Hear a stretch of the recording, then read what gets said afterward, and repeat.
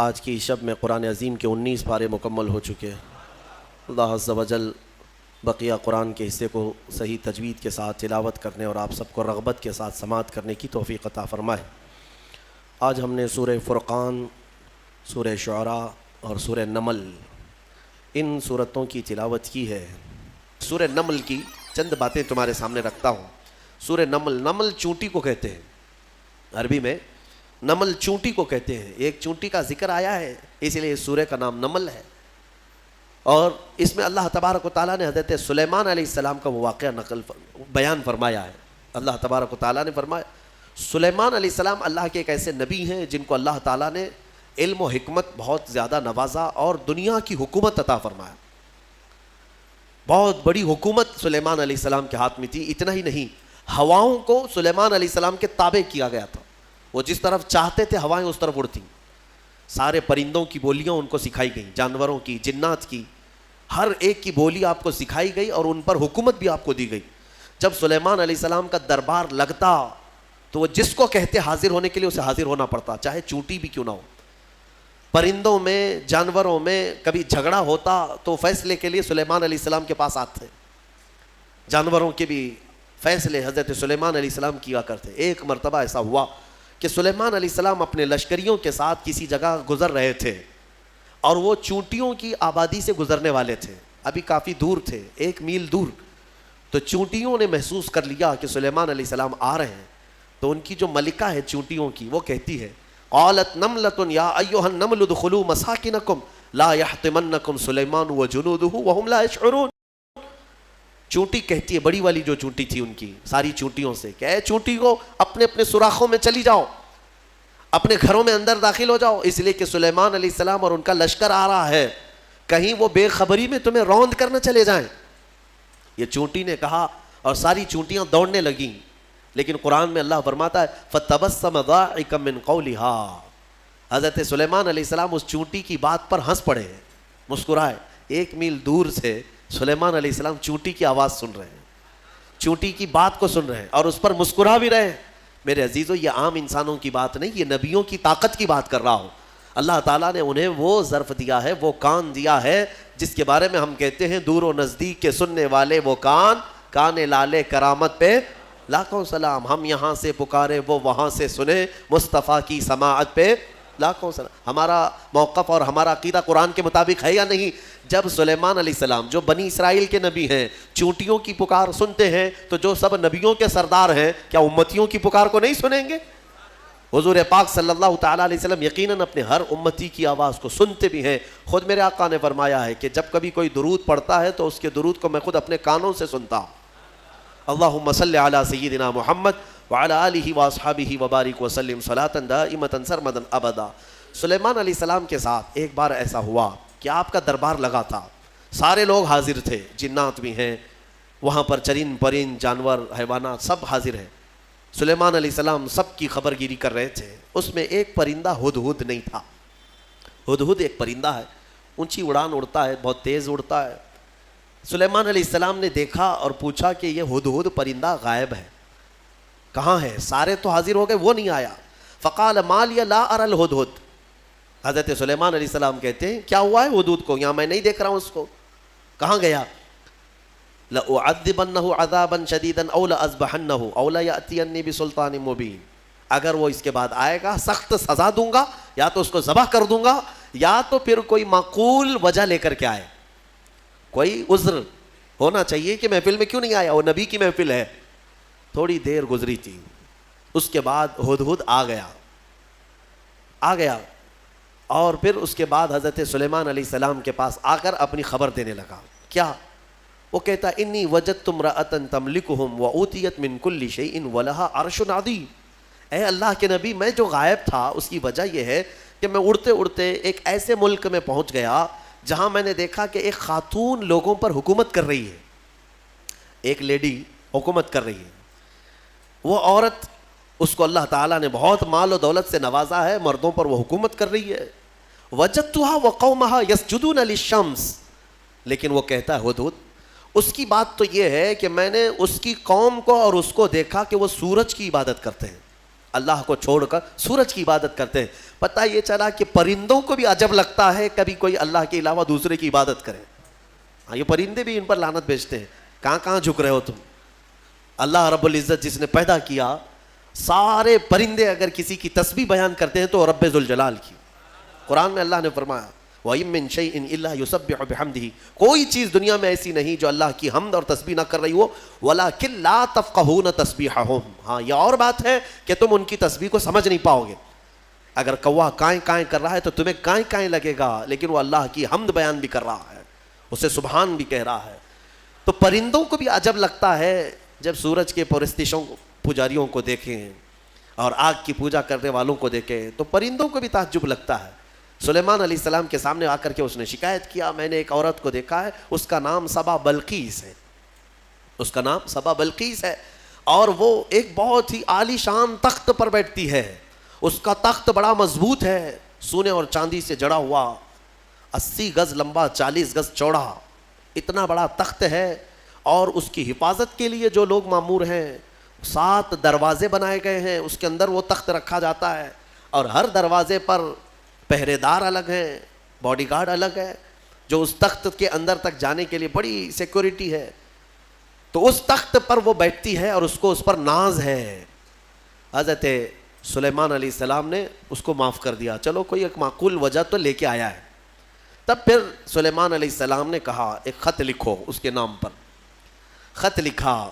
حضرت سلیمان علیہ السلام نے پھر اس سے کہا حدود سے لے جا اور اس کے پاس ڈال دے یہ خط. خط میں کیا تھا؟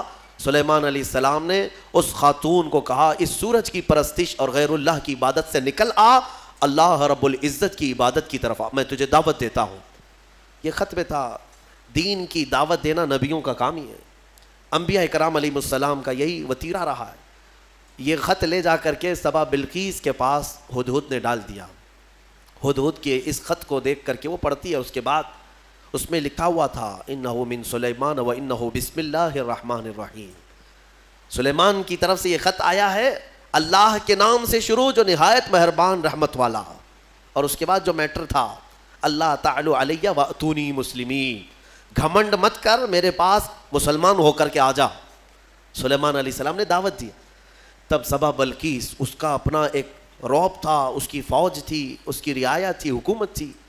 تو اس نے اپنی قوم کے بڑے بڑے اعزاء کو بلایا, جو شرفاء تھے ان کو بلایا اور مشورے کے لیے پوچھا کہ لوگوں دیکھو میرے پاس سلیمان علیہ السلام کی طرف سے خط آیا ہے اور وہ مجھے بلا رہے ہیں کہ تو یہ سورج کی پرستش چھوڑ اور میرے دین پر آ جا, اللہ وحدہ لا شریک کی عبادت کر. تم لوگ کیا مشورہ دیتے ہو؟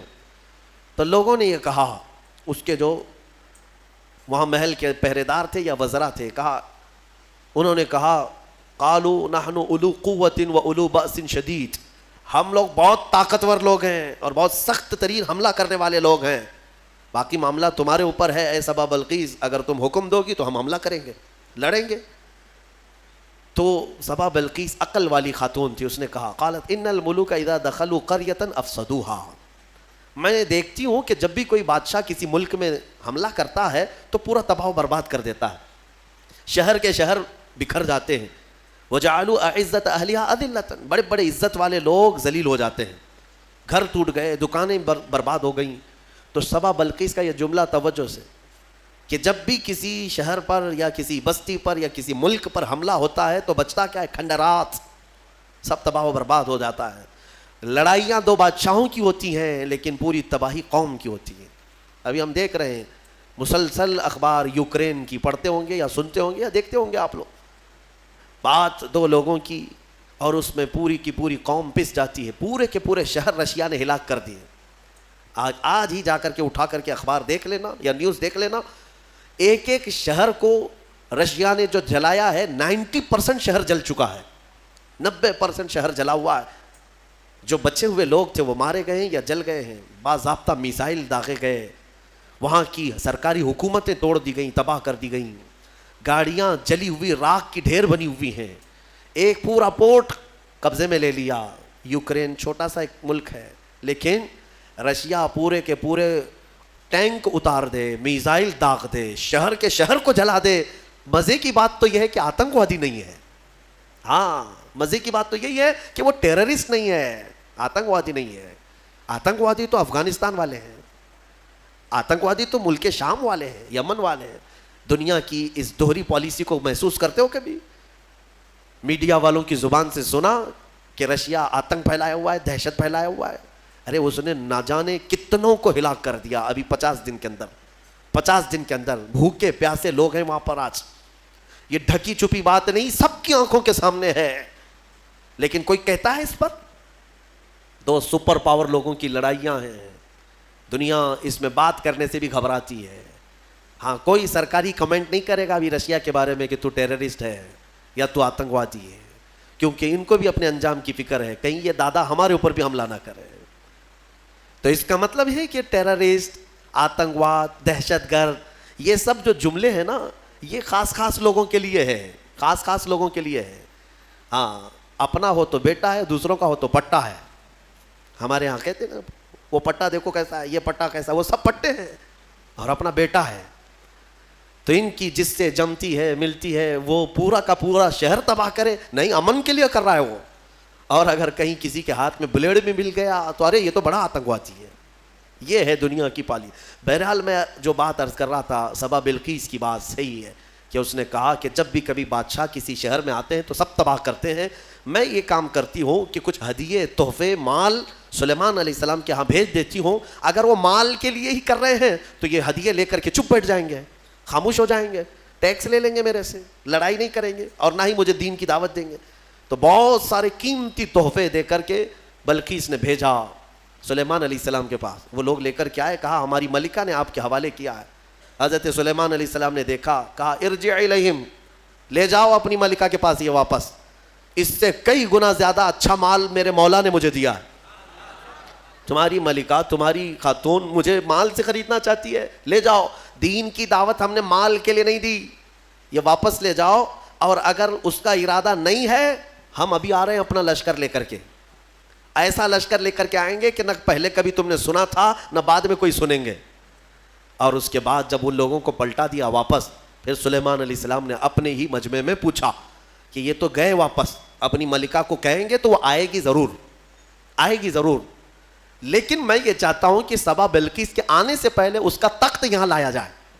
कोई है मजमे में? कुरान में है, क़ाल इफ़रीतुम मिनल जिन्न अना आतीका बिही क़ब्ल अन तक़ूम मिन मक़ामिक। एक सरकश जिन खड़ा हुआ, जिन्नात में से एक जिन खड़ा हुआ और उसने कहा, ऐ अल्लाह के नबी, मैं लेकर आऊँगा। कितनी देर में? कहा आपकी मजलिस ख़त्म होने से पहले पहले ले आऊँगा। सुलेमान अलैहिस्सलाम फ़िलिस्तीन में है और सबा बिल्कीस गालिबन यमन के किसी इलाके में। ये तकरीबन 1000 किलोमीटर से ज़्यादा का फासला है। और जिन कहता है कि आपकी मजलिस ख़त्म होने से पहले मैं लाऊँगा। हमारी तफसीर की मजलिस चल रही, कितनी देर चलेगी? या सुलेमान अलैहिस्सलाम की मजलिस होगी, दिन भर चले, आधा दिन, पाव दिन, घंटा। उसने कहा तो सुलेमान अलैहिस्सलाम ने कहा उससे भी जल्दी मुझे चाहिए, उससे भी जल्दी चाहिए। जिन्न, आप यही समझते हैं ना, जिन्नात सबसे ज़्यादा ताकत वाले हैं और जिन्नात को हासिल करने के लिए बेचारे कितने क्या क्या अमलियात में लगे रहते हैं और सर फिरे बन जाते हैं। हाँ, मुवक्किल चाहिए, जिन्नात चाहिए, काय को चाहिए? अरे एक जिन्नात काबू में आएगा तो एक बैंक पूरी उठा के लाएगा। हाँ, देखा है कहीं कोई एक्सिस बैंक लूट करके जिन्नात ले गए हो?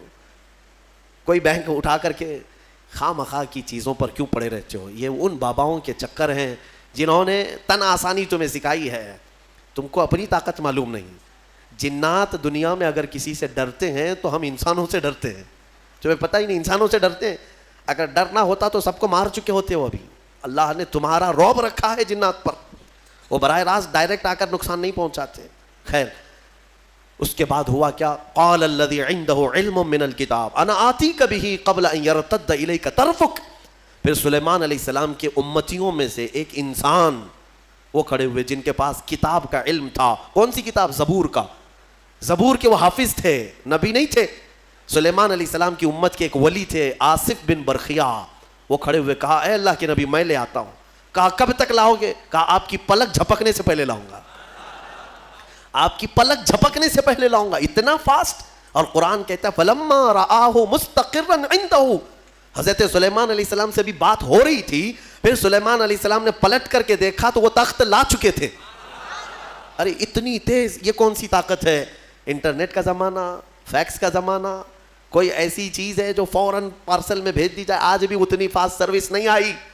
یہ 4000 سال پہلے اگر فاسٹ سروس آئی تھی تو تمہیں اندازہ ہونا چاہیے قرآن بتا رہا ہے اولیاء اکرام کی طاقت کتنی ہوتی ہے. اور اسی کو میں کہتا ہوں پھر اندازہ کرو بنی اسرائیل کے ایک ولی پلک جھپکنے سے پہلے تخت لا سکتے ہیں تو امت محمدیہ کے ولی غوث اعظم عبد القادر جیلانی بغداد میں بیٹھ کر کے اگر یہ فرمائیں کہ میرا مرید مشرق میں ہو اور میں مغرب میں ہوں, اگر اس کا سطر کھل جائے, مجھے اس نے پکارا تو میں وہیں سے اس کی سطر پوشی کروں گا. بالکل غوث پاک نے حق فرمایا, کیونکہ اولیاء کو اللہ نے وہ طاقت اور وہ تصرف عطا کیا ہے. بہرحال وہ تخت تو آ گیا. وہ پتہ نہیں کتنے دنوں کے بعد سبا بلقیس آئی. سلیمان علیہ السلام نے اس میں تھوڑے سے سوراخ کر دی, کچھ جگہ سے کھرچ دیا اور کہا اس کو تھوڑا سا ڈیمیج کر کے رکھو اور دیکھتے ہیں اس کو آنے دو وہ اپنے تخت کو پہچانتی ہے یا نہیں. وہ آئی بڑا لمبا سفر طے کر کے, اور بلقیس کے آنے کے بعد سلیمان علیہ السلام نے اندر بلایا اور پھر پوچھا کہ یہ تخت کو پہچانتی ہو, یہ تخت جانتی ہو, تیرا تخت بھی ایسا ہی ہے؟ سبا بلقیس نے کہا میرا تخت ایسا نہیں, میرا یہی تخت ہے. قالت کأنہ ہوا, وہ ایسا نہیں ہے, دکھتا نہیں ہے, یہی ہے, دنیا میں ایسا دوسرا تخت ہے ہی نہیں. اور اس کے بعد سبا بلقیس نے فوراً کلمہ پڑھا اور سلیمان علیہ السلام کے دین میں داخل ہو گئی. یعنی اپنے غرور میں نہیں یا گھمنڈ میں نہیں یا بادشاہت کا نشہ نہیں, بلکہ سلیمان علیہ السلام کے دین پر وہ ایمان لائی, اللہ وحدہ لا شریک کی عبادت میں آ گئیں. یہاں تک کہ روایات میں ہے کہ سلیمان علیہ السلام نے سبا بلقیس سے نکاح بھی فرمایا. اللہ تبارک و تعالی ان تمام چیزوں سے ہمیں درس لینے کی توفیق عطا فرمائے. وقت کافی ہو چکا. یہ سورہ نمل کی آخری آیتیں تھیں جس میں اللہ تعالیٰ نے فرمایا کتاب کا علم رکھنے والے کو یہ طاقت دی گئی تھی, وہ بھی زبور کا علم تھا اس امتی کے پاس جو آصف بن برقیہ تھے. اب اندازہ کرو جس کے پاس قرآن کا علم ہوگا تو اس کی طاقت کا اندازہ کیا ہو سکتا ہے. اس لیے مولا کریم نے تمہارے پاس دنیا کی سب سے بڑی طاقت قرآن عطا کیا ہے. خذوا ما آتیناکم, فرمایا پکڑو اس کو مضبوطی سے جو ہم نے تمہیں دیا ہے. انشاءاللہ العزیز یہ قرآن کو جس نے مضبوطی سے تھام لیا پھر تمہاری کھوئی ہوئی عزت و وقار کو بھی تم پلٹا سکتے ہو. اللہ کریم ہمیں قرآن کے پیروکاروں میں بنائے اور اس کو سن کر عمل کرنے والوں میں ہمیں شامل فرمائے. آج ہم نے سورہ فرقان, سورہ شعراء اور سورہ نمل ان سورتوں کی تلاوت کی ہے, اور اس میں اللہ تبارک و تعالیٰ نے اکثر انبیاء کرام علیہ السلام کی زندگیوں کے سلسلے میں ارشاد فرمایا. سورہ شعراء میں کئی انبیاء کرام ایسے آئے جب وہ اپنی امتوں کے پاس تبلیغ کرتے ہیں تو ان کی امتیں انہیں جھٹلاتی تھیں, ان کا انکار کرتیں. حضرت نوح علیہ السلام کی قوم نے ان کو جھٹلایا, کذبت قوم نوح المرسلین.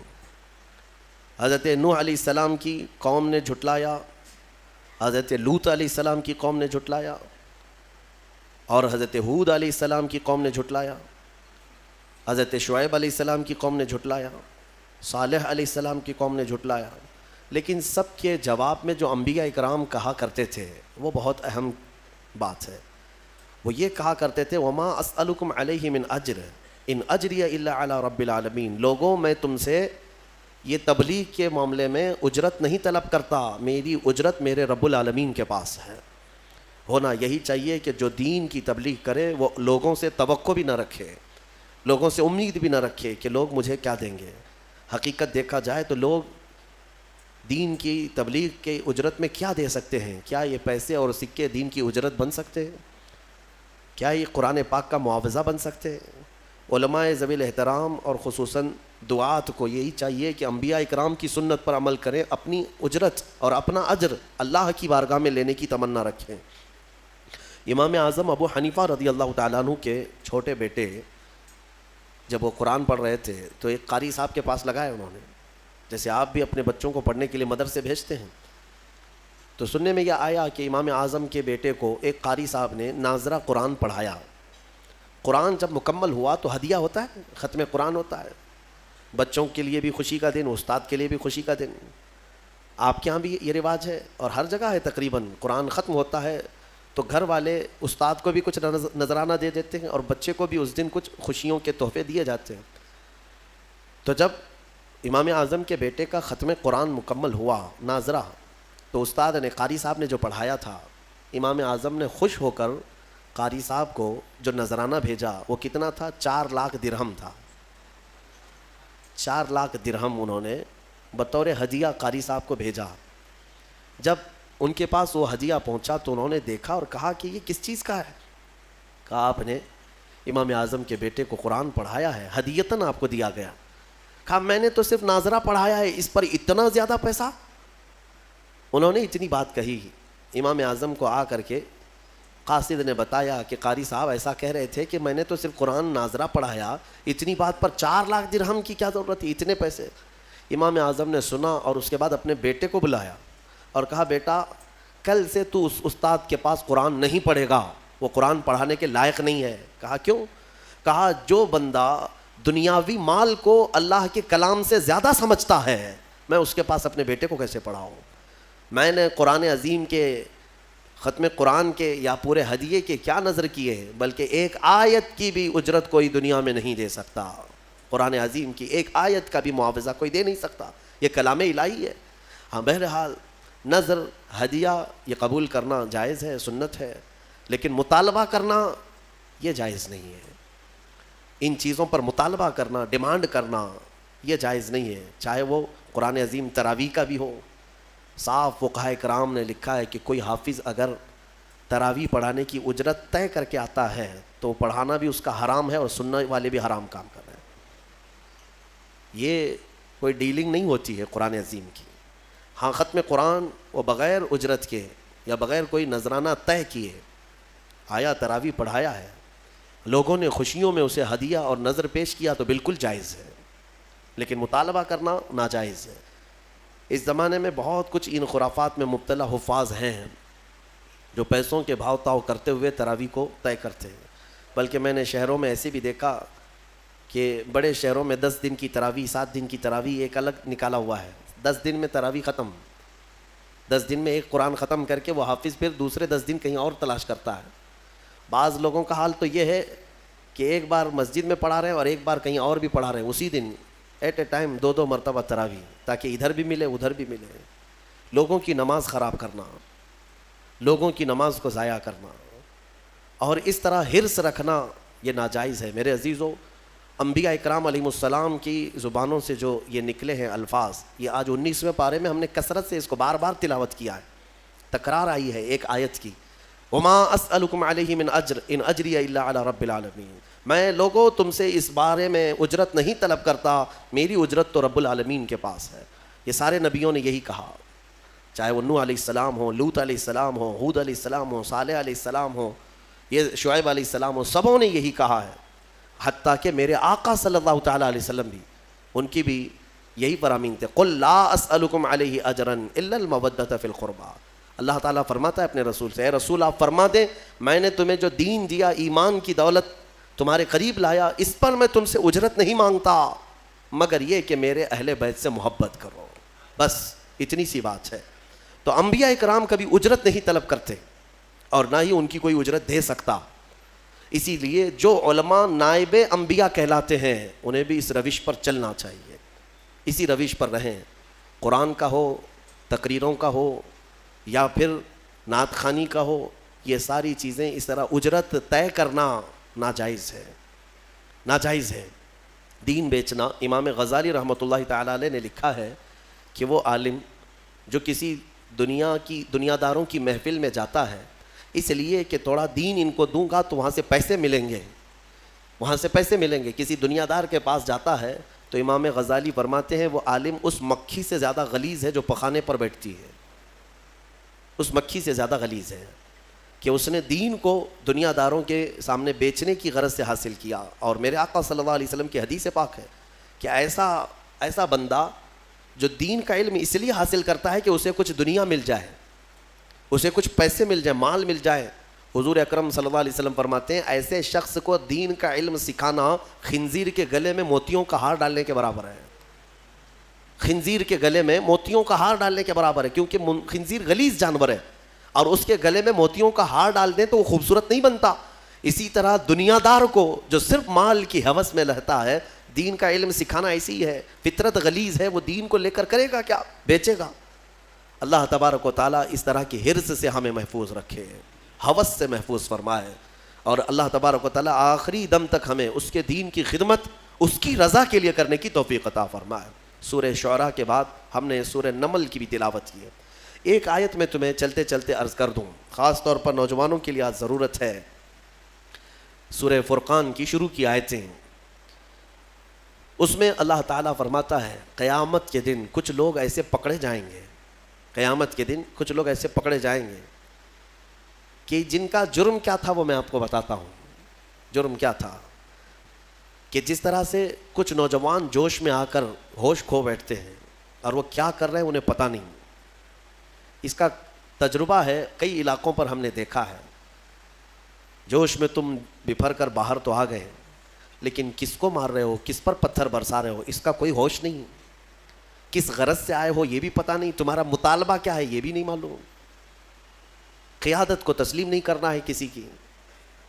تو اس کا انجام کیا ہوتا ہے میں آپ کو بتاتا ہوں. حالات بگڑتے ہیں اور اس کے بعد یہ ہنگامہ آرائی ختم ہوتی ہے تو پکڑے وہ جاتے ہیں جو تماشا دیکھنے کے لیے گئے تھے. ہاں, اکثر ایسا ہوتا ہے کہ وہ لوگ پکڑے جاتے ہیں, بعد میں وہ کہتے رہتے ہیں میں تو سامان لانے دکان پہ گیا تھا, پولیس مجھے پکڑ لے گئی.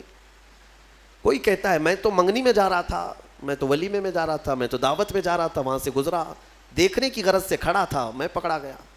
یہ باتیں جو آتی ہیں میں آپ کو بتاتا ہوں قرآن پاک کی آیت.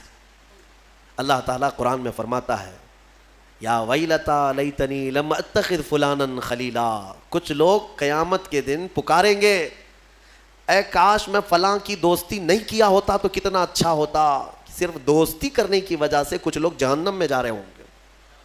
ہاں, کچھ لوگ صرف اس لیے پکڑے گئے ہوں گے کہ تمہاری سنگت بری تھی, تمہاری صحبت خراب تھی.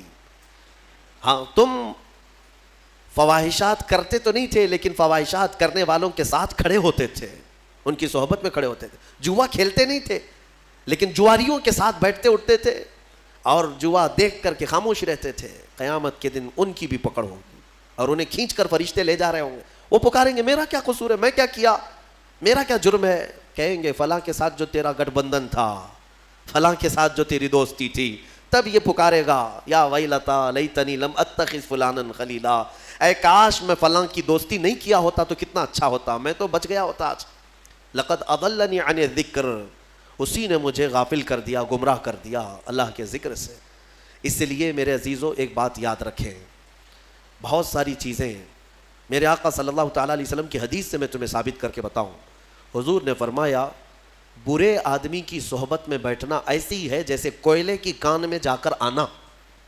کوئلے کی کان میں اگر تم سفید کپڑا پہن کر کے جاؤ گے اور آؤ گے, نہ کوئلہ اٹھاؤ نہ کوئلے کی کان میں کام کرو, لیکن تمہارے جا کر آتے ہی تمہارے سفید کپڑوں پر کالک لگ ہی جائے گی.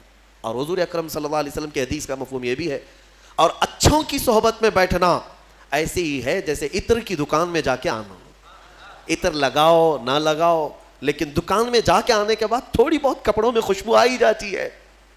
کیسی مثالوں سے میرے آقا نے فرمایا. اسی طرح دنیا میں تم اگر صالحین کی صحبت میں بیٹھتے اٹھتے ہو, اچھوں کی صحبت میں بیٹھتے اٹھتے ہو, تو اس کا اثر اتنا ہوتا ہے کہ قیامت کے دن جہاں وہ جا رہے ہوں گے فرشتے تمہیں بھی وہیں پر بھیج دیں.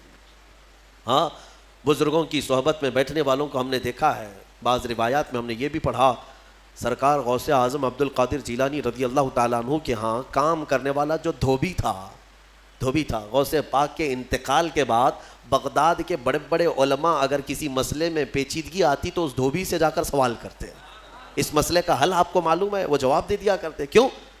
میاں صحبت میں جو بیٹھتا تھا روزانہ فقہی مسائل کو سننا, اس کی پیچیدگیوں کو سننا, سنتے سنتے صحبت کا اثر اتنا کہ وہ فقہ کی باریکیاں بھی لوگوں تک بیان کرنے لگ جائے. ایسے ہی ہم نے دیکھا ہے ڈاکٹروں کی صحبت میں رہتے رہتے کئی لوگوں کو دوائیوں کے نام یاد ہو جاتے ہیں, بیماریوں کی جڑ معلوم ہونے لگ جاتی ہے. تو صحبت ہی کا تو اثر ہے, پڑھا نہیں ہے, کچھ بھی نہیں ہے. صحبت میں رہنے والے کو اثر ہو ہی جاتا ہے. شیخ سعدی رحمۃ اللہ علیہ نے فرمایا ہے گلے خوشبوئے در حمام روزے رسید از دست محبوب بدستم. ایک دن ایک خوشبودار مٹی مجھے ہاتھ میں ملی حمام میں, خوشبودار مٹی تھی, تو میں مٹی کو سونگھا اور دیکھا کہ مٹی میں خوشبو کہاں سے آئی. تو شیخ سعدی فرماتے میں نے پوچھا اس سے بدو گفتہ کہ مشکی یا عبیری کہ بوئے دل آویزے تو مستم. میں نے مٹی سے پوچھا تو مشک ہے یا عنبر ہے؟ تیری خوشبو سے میرا دل مست ہو رہا ہے. گفتہ کہ من گلے ناچیز بودم وہ لیکن مدت باگل نشستم.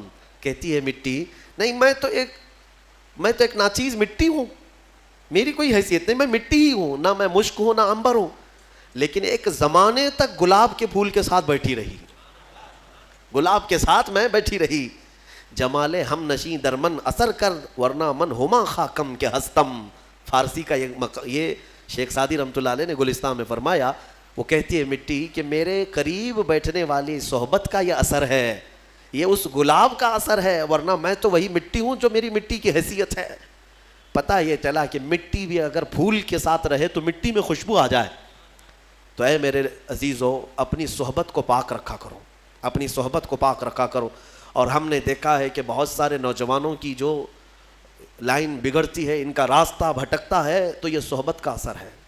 یہ نشہ کہاں سے سیکھتے ہیں, یہ عیاشیاں کون انہیں سکھاتا ہے, انہیں بے حیائیاں کون تعلیم دیتا ہے؟ آسمان سے تو نہیں اترتی ان کے دماغ میں. ان کی صحبت, یہ دوستی ایسے لوگوں سے کرتے ہیں جہاں پر دوستی یاری میں دوست ایسی چیزیں کانوں میں بھرنے لگ جاتے ہیں, اس کو بیچارے کو کچھ نہیں معلوم, یہ سادہ ہوتا ہے, لیکن باہر نکلتا ہے اور دوستوں سے نئی چیزیں سننے لگتا ہے.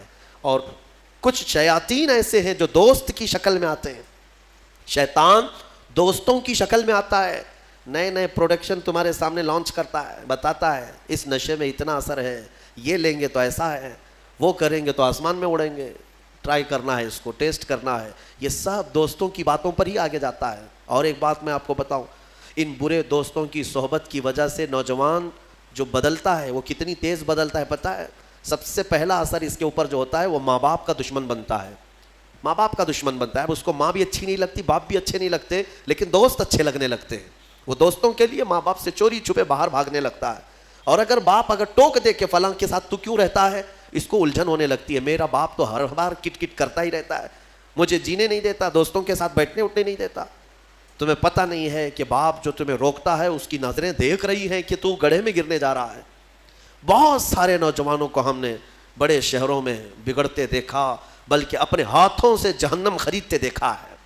ہاں, وہ برباد ہو چکے, برباد ہوئے ہیں. اسی لیے میرے عزیزوں, اپنی صحبت کو پاک رکھو, قیامت کے دن تمہاری پکڑ ہوگی. جوا جہاں کھیلا جاتا ہے, کچھ لوگ سمجھتے ہم تو نہیں کھیلتے, دیکھنے کے لیے بیٹھے, پتہ ہے آپ کو؟ فرمایا کہ جہاں جوا کھیلا جاتا ہے وہاں سے اللہ تعالیٰ کی رحمت 40 دن کے لیے اٹھ جاتی ہے, ختم. اس جگہ پر رحمت نہیں آتی. ایک بار کوئی وہاں پر کرے اس زمین پر, تو جو وہاں پر بیٹھے ہوتے ہیں ان سب پر اللہ کا غضب ہوتا ہے. اور ایک روایت میں نے اس سے قبل بھی بتایا تھا کہ جوا کھیل کر, سود کھا کر کوئی مسجد میں آئے اور وضو کر کے نماز پڑھنا بھی چاہے تو فرمایا گیا کہ وہ خنزیر کے خون سے وضو کرتا ہے, وہ غلیظ جانور کے خون سے اپنے ہاتھ منہ دھوتا ہے.